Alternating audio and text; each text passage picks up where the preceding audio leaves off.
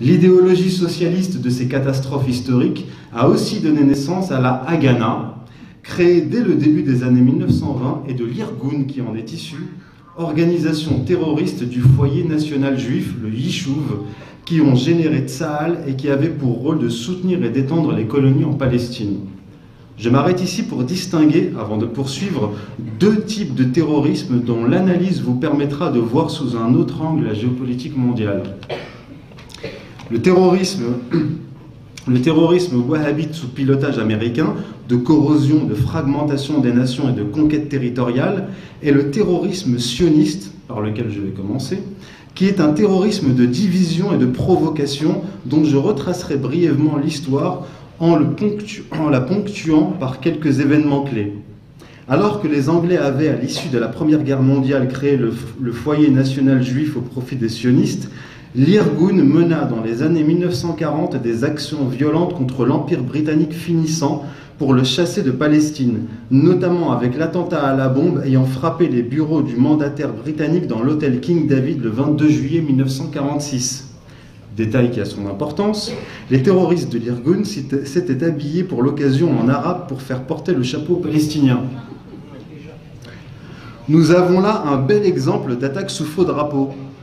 Action déguisée que les Israéliens mèneront à plusieurs reprises contre leurs alliés pour les entraîner dans des conflits armés. Par exemple, en 1954, des agents israéliens tentaient de faire sauter plusieurs cibles de leur allié américain en Égypte dans le but de pousser ce dernier contre les Égyptiens.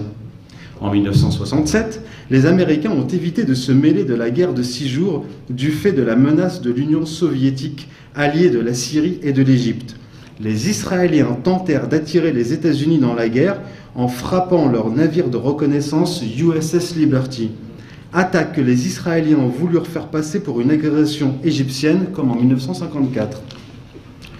L'on retrouve le même schéma lors des attentats du 11 septembre 2001, qui entraînèrent définitivement les États-Unis dans une guerre contre une partie du monde musulman, conformément à la stratégie du choc des civilisations au service du projet israélien de redécoupage du monde musulman.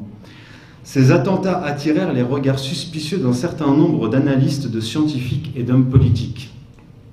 En effet, certains éléments me poussent à penser que nous avons affaire à la même méthode stratégique que celle employée en 1946, en 1954 et en 1967.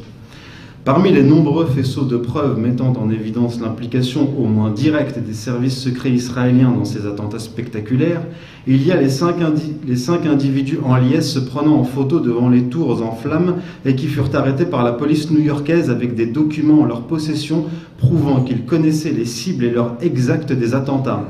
Il s'est avéré qu'ils étaient des agents du Mossad dénommés Sivan et Paul Kurzberg, Yaron Shmuel, Oded Elner et Omer Marmari. Une trentaine d'autres agents israéliens qui se faisaient passer pour des étudiants en art vivaient à proximité de 15 des 19 prétendus pirates de l'air. Un article du New York Times du 18 février 2009 révélait qu'Ali Al-Jarrah, cousin d'un pirate du vol UA-93 Ziad Al-Jarrah, avait été pendant 25 ans un espion pour le Mossad, infiltré dans la résistance palestinienne et dans le Hezbollah depuis 1983. Par ailleurs, l'institution qui forme les militaires américains, la US Army School for Advanced Military Studies, a rendu un rapport cité par le Washington Times la veille des attentats du 11 septembre, dans lequel il décrit le Mossad comme étant capable de commettre une attaque sur les forces américaines et de les déguiser en actes commis par les Palestiniens et les Arabes. Du déjà vu.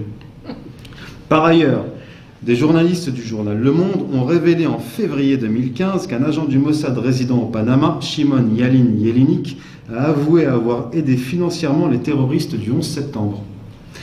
L'actuel Premier ministre israélien Benjamin Netanyahou a admis en se réjouissant que c'est à Israël que profite le crime. Le journal israélien Ma'ariv a rapporté le 17 avril 2008 les propos de Netanyahou qui a déclaré que les attentats du 11 septembre avaient été bénéfiques à Israël.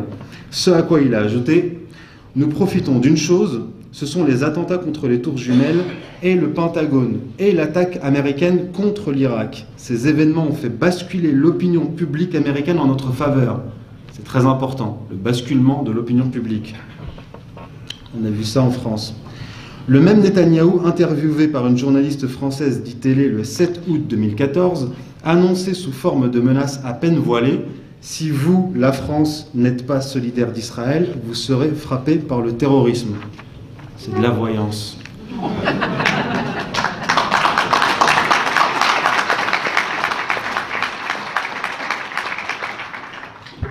Nous n'avons pas en main les preuves tangibles de l'implication des services israéliens dans les attentats ayant frappé la France en 2012 et en 2015. Néanmoins, le journaliste du Figaro, Georges Malbruno, assez proche des services de renseignement, déclarait 17 jours après les attentats du 13 novembre 2015: la DGSI s'est opposée à l'aide proposée par Israël au lendemain des attentats à Paris, confie un militaire. Et il ajoute: le Mossad a bénéficié de la lune de miel entre Nicolas Sarkozy et Israël à partir de 2007 pour renforcer son implantation en France. Et il termine en rapportant les dires de la DGSI elle-même, qui semble agacée, qui révèle en ces termes: le Mossad a déjà une activité importante sur le sol français et il ne faut pas la renforcer.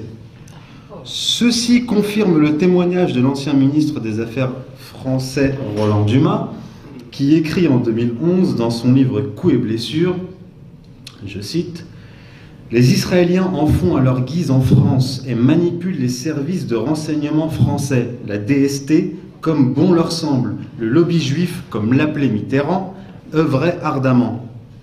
Fin de citation.